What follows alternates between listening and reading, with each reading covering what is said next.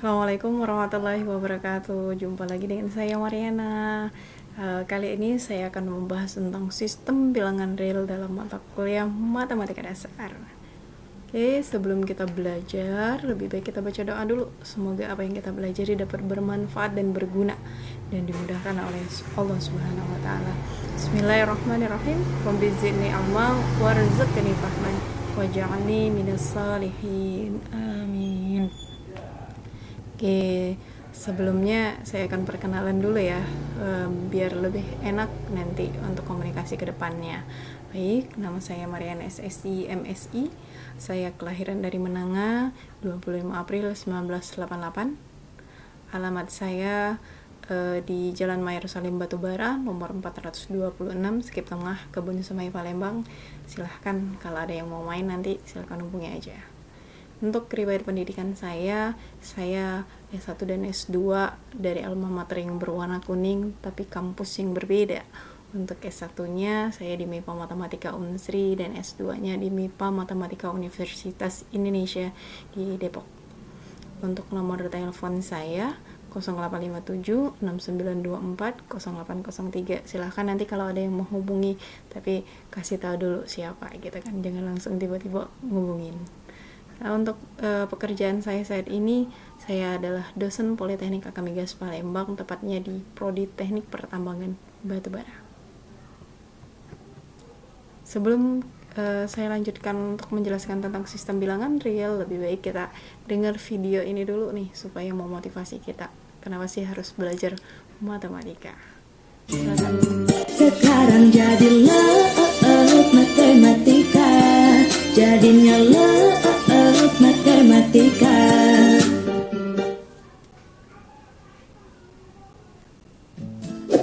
Sebagian besar dari kalian semua pasti pernah atau bahkan sering kali bertanya-tanya, ngapain sih kita harus belajar matematika?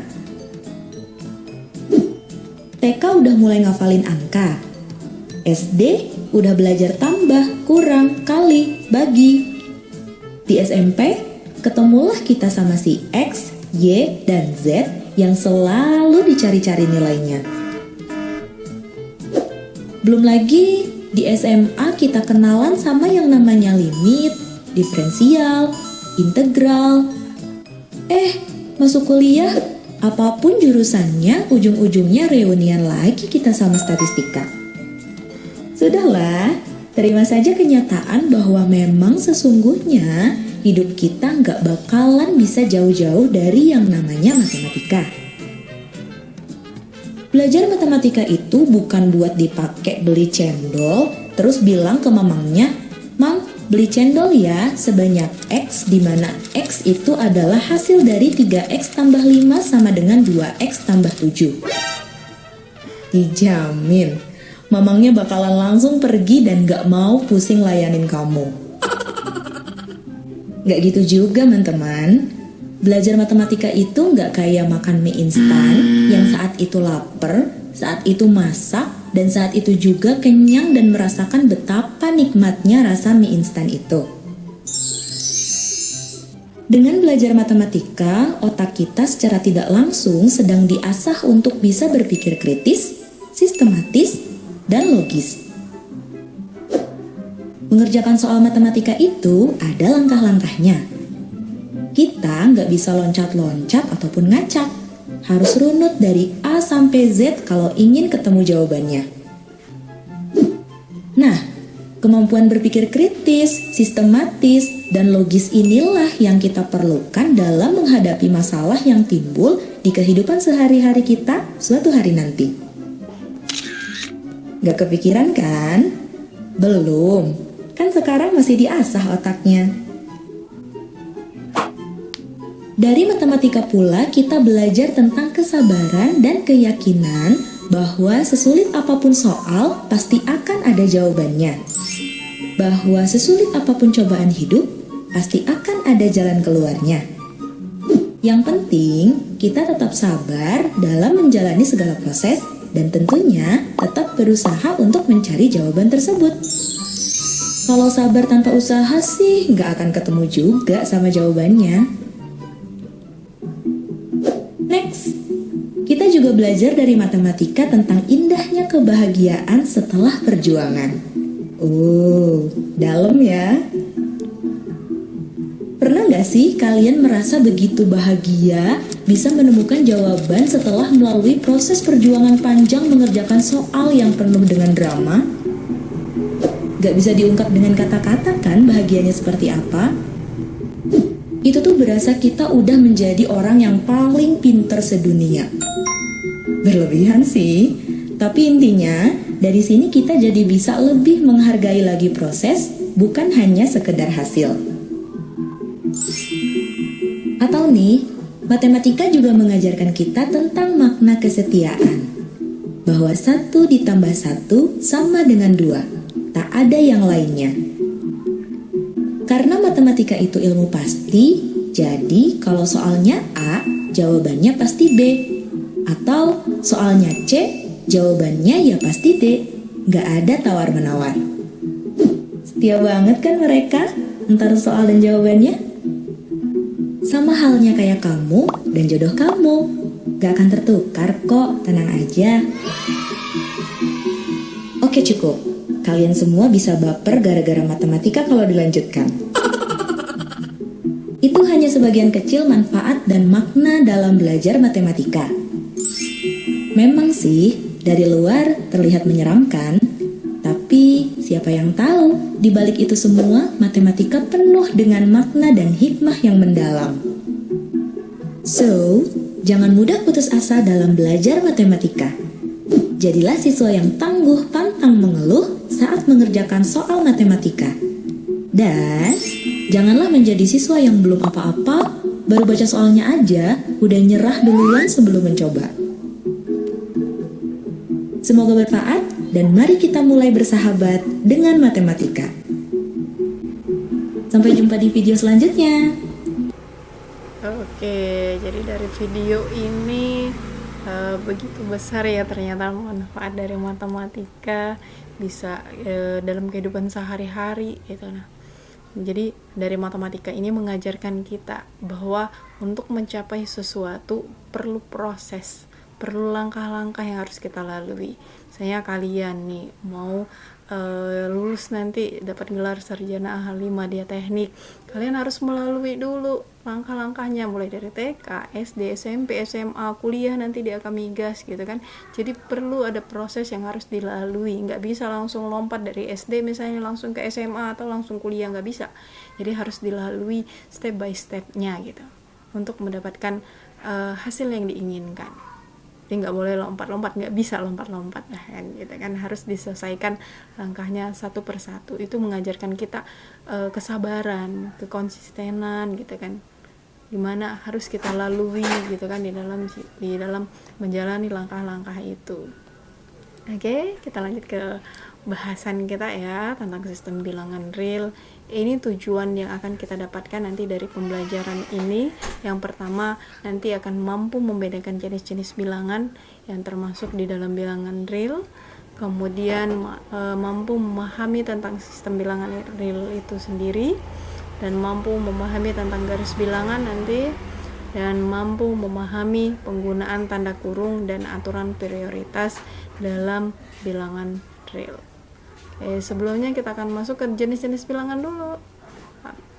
Udah banyak sih sebenarnya tentang jenis-jenis bilangan yang sudah kita pelajari dari SD, SMP, SMA.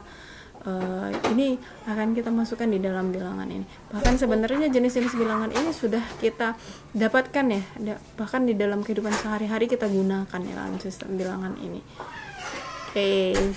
Yang pertama adalah bilangan asli. Bilangan asli itu 1, 2, 3 dan seterusnya. Ini misalnya kita mau menghitung ini pena ini ada berapa. Ini kita menggunakan bilangan real jenisnya 1 gitu kan. Atau mau menghitung benda-benda yang lain. Kalau misalnya kita melibatkan bilangan cacah di sini. Kalau melibatkan bilangan 0, maka di sini kita namakan dengan bilangan cacah. Jadi melibatkan bilangan 0 ya. Kemudian ada bilangan genap. Bilangan genap ini mulai dari 2, 4, 6, 8. Ini ada di dalam bilangan cacah, ada juga di dalam bilangan asli. Bilangan ganjil sama kayak bilangan genap tadi, ada di dalam bilangan cacah, ada di dalam bilangan asli. Jadi dia termasuk. Berikutnya ada bilangan prima. Bilangan prima itu bilangan yang hanya bisa dibagi oleh satu dan bilangan itu sendiri. Jadi ada 2 angka yang membaginya nanti. Kalau satu tidak masuk karena dia hanya bisa dibagi satu, nanti dibagi satu kemudian dibagi satu juga gitu kan, angkanya satu juga gitu kan, jadi nggak bisa. Kalau dua itu kan bisa dibagi oleh satu dan bisa dibagi oleh 2, jadi ada 2 angka. 3 juga bisa dibagi satu, bisa dibagi oleh 3, jadi ada 2 angka juga. Nah di sini misalnya kayak kasih contoh 4 ini bisa dibagi satu, bisa dibagi 2, bisa juga dibagi 4. Ada 3 angka yang bisa membaginya. Jadi dia tidak masuk di dalam bilangan real karena syaratnya tadi hanya 2 angka. Oke, selanjutnya 5, 7 dan seterusnya. Kemudian ada lagi bilangan bulat. Bilangan bulat ini ada yang positif, ada yang negatif, dan ada bilangan netral 0. Nah, jadi bilangan bulat ini lebih luas lagi ya. Oke, selanjutnya untuk sistem bilangan real, tadi kita udah mengenal bilangan asli, mulai dari 1, 2, 3, dan seterusnya. Kemudian bilangan bilangan bulat, ada yang positif, ada yang negatif. Kemudian ada lagi bilangan rasional. Bilangan rasional itu yang biasa kita sebut dengan bilangan pecahan ya, bilangan pecahan. Nah, di sini bilangan P dan Q-nya ini termasuk di dalam bilangan genap, dan Q-nya ini tidak boleh sama dengan 0. Kenapa? Contohnya gini, kalau misalnya 2 kita bagi dengan 0, maka nanti hasilnya bilangan tak hingga, padahal yang kita inginkan adalah bilangan pecahan. Nah, kalau kita gambarkan di sini bilangan asli, tadi bilangan asli ini memuat ada bilangan genap, ada bilangan ganjil juga, bilangan prima juga masuk di dalam bilangan asli.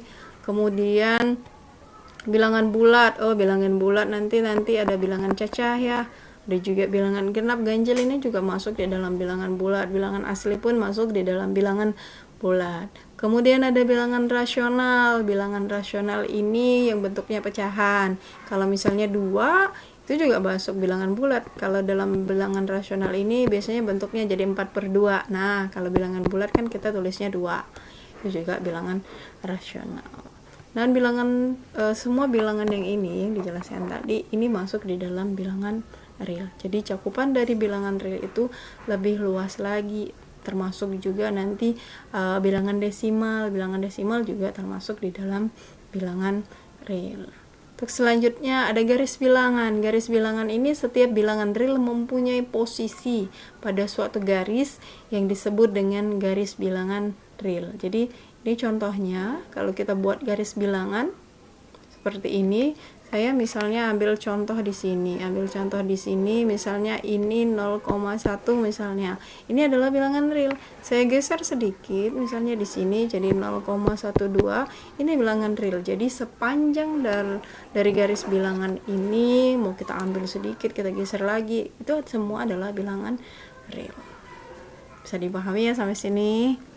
Oke, selanjutnya, nah dalam garis bilangan tadi kita bisa melakukan penjumlahan. Penjumlahan itu bisa tambah dan kurang. Jadi ketika saya menyebutkan penjumlahan, maka bisa tambah dan kurang. Nah, misalnya saya mau menambahkan 2 ditambah 3. Ini kan sebenarnya udah bisa ya kita. Nah, tapi kita di sini pengen melibatkan dari garis bilangan tadi. Jadi seperti ini. Kita mulai dari angka 0, kemudian kita di sini 2 ya, kita mau menambahkan 2 dengan 3, kita ke sebelah kanan, ini 2, kemudian kita tambahkan 3, tambah 3 ini berarti kan positif. Kalau dia positif itu tambah ke sebelah kanan lagi gitu, kalau kita tambahkan dengan bilangan positif. Jadi ke sebelah kanan kita hitung sebanyak 3 langkah, 1, 2, 3, maka hasil penjumlahan ini adalah 5. Oke, selanjutnya contoh berikutnya min 2 kita tambahkan dengan 5. Nah, di sini kita tetap posisinya awal kita adalah 0. Kemudian karena ini dimulai dengan negatif 2 atau min 2, maka dia ke sebelah kiri 1, 2. Nah, kita mulai dari sini. Kemudian kita mau menambahkan dengan 5. 5 ini kan positif, berarti harus bergerak ke kanan. Kita bergerak ke kanan sebanyak 5 langkah. 5 langkah berarti 1, 2, 3, 4, 5. Maka hasilnya adalah 3. Nah, jadi nanti kalau misalnya ada soal yang berhubungan dengan bilangan real seperti ini, kalau masih bingung bisa bantuan menggunakan garis bilangan supaya nggak keliru lagi dalam kita menjumlahkan. Ini contoh berikutnya, 7 ditambah dengan negatif 3. Nah, kita mulai dari 0, kemudian ke sebelah kanan sebanyak 7 langkah, maka kita dapat 7. Kemudian kita tambahkan, tambah ini kan positif ya, berarti ke kanan, tapi kita tambahkan dengan bilangan negatif, maka dia bukan bergerak ke kanan tapi ke kiri, karena penjumlahannya dengan bilangan negatif. Dia akan bergeser ke sebelah kiri sebanyak 3 langkah. 1, 2, 3. Maka hasil ini adalah 4. Sampai di sini bingung? Gak bingung ya, nanti kalau bingung kita diskusi. Nah, contoh berikutnya, negatif 4 kita tambahkan dengan negatif 3. Nah, jadi mulainya tetap dari 0, karena ini negatif, maka ke sebelah kiri ini negatif 4.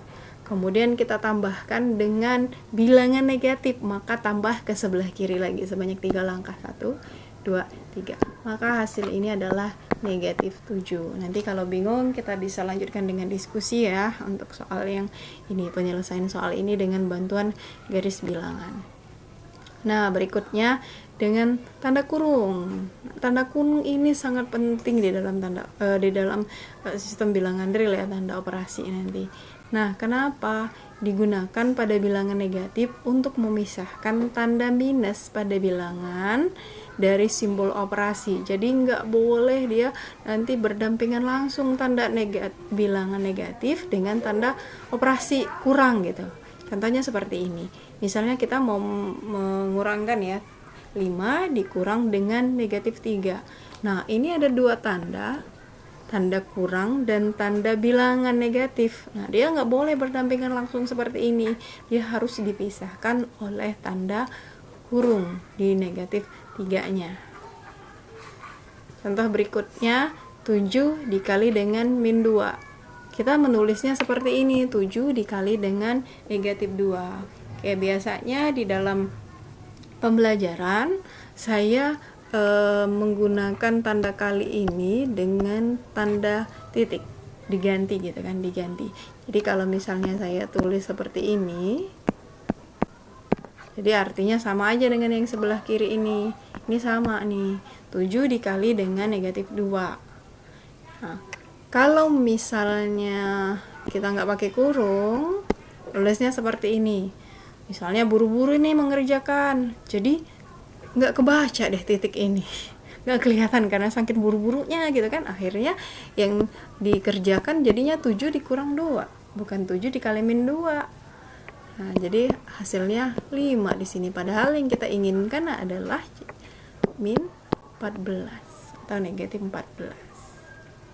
Bisa dipahami ya. Oke, berikutnya tanda kurung juga dapat menghilangkan tanda perkalian dan mengganti tanda pembagian dengan garis. Misalnya contohnya seperti ini, 5 dikali dengan 6 dikurang 4. Kita bisa menulisnya dengan 5 dikali 6 dikurang 4. Cukup seperti itu. Jadi tanda kurung di sini menggantikan tanda kali. Nah, di sini di dalam aturan kurung, tanda kurung dan aturan prioritas. Tanda kurung dan aturan prioritas ini digunakan untuk menghilangkan keraguan dari suatu perhitungan. Jadi nanti kita bisa ragu ketika kita tidak menggunakan kurung atau tidak mengetahui dari aturan prioritas ini. Contohnya seperti ini. Kalau misalnya 14 kita kurangkan dengan 3 dikali 4, bingung nih jawabannya, bisa dua jawaban, bisa kita kurangkan dulu, 14 dikurang 3 ini hasilnya 11, kemudian baru kita kalikan 4 hasilnya 44, atau bisa juga kita kalikan dulu 3 dikali 4 nya hasilnya 12, kemudian baru kita kurangkan 14 dikurang 12 ini, maka hasilnya 2. Mana yang tepat di antara dua ini? Apakah hasilnya 44 atau hasilnya 2? Nah, di sini kita bisa mengetahui dengan tanda kurung atau menggunakan aturan prioritas nanti. Untuk aturan prioritas,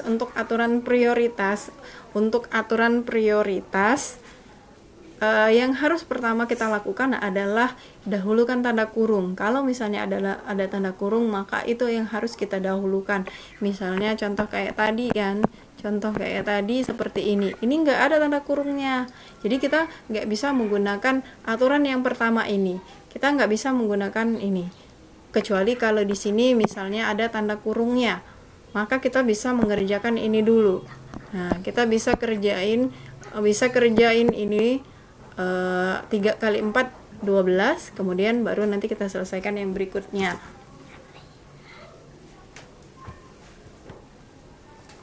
Langkah yang kedua adalah kemudian tanda kali dan bagi. Nah, kalau di soal tadi kan tidak ada tanda kurung, berarti kita aturan yang kedua ya yang harus kita gunakan. Berarti ini ada tanda kali, berarti ini yang harus kita dahulukan. Berarti 14 dikurang dengan 12. Berikutnya baru langkah yang ketiga adalah terakhir tanda tambah dan tanda kurang, sama dengan 2, baru kita kurangkan. Nah, ini contohnya yang tadi ya. Oke, ini untuk tugas kelompoknya nanti. Buatlah kelompok yang terdiri dari 5 orang. Kalau misalnya ini ada nama kelompok ya, nama kelompok asli, cacah, genap, ganjil, prima, bulat. Nanti kalau misalnya masih ada yang belum kebagian kelompoknya, bisa ditambahkan lagi nanti rasional, desimal, nanti bisa ditambahkan. Oke, tugasnya buatlah 5 soal yang angka-angkanya sesuai dengan nama kelompok dan buatlah langkah penyelesaiannya.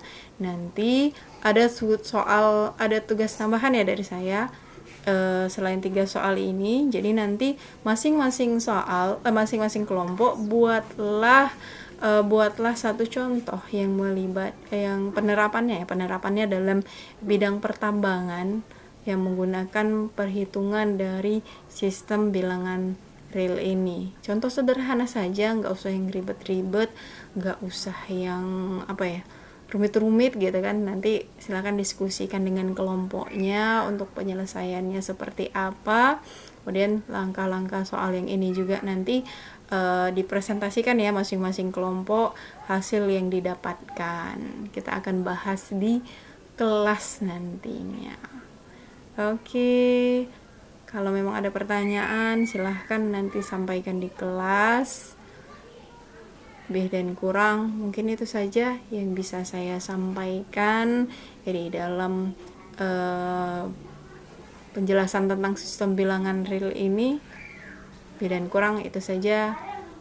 Saya tutup dengan wabillahi taufiq wal hidayah. Wassalamualaikum warahmatullahi wabarakatuh.